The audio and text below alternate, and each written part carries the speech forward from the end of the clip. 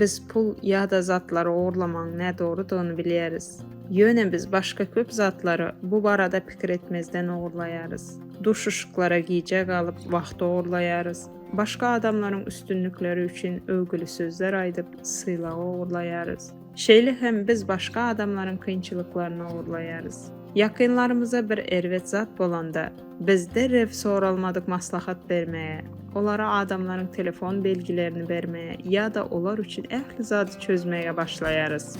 Qıynansak da bu hem oğurluğun bir görünüşüdür. Biz onların yanlışlıklarından sapak almak mümkünçülüğünü oğurlayarız. Biz yakınlarımızı şahsi ösüşdən ve özünə bolan anamdan mahrum ederiz. Emma en esası biz onları Xudaya yüz tutmak ve onun köməyini almak mümkünçülüğünden mahrum ederiz. Onlara onların ukuplarına inanyandığımız aydın. Eğer onlar Xudaydan sorasalar, Xudayın onlara kömək edecekliğini yadladın.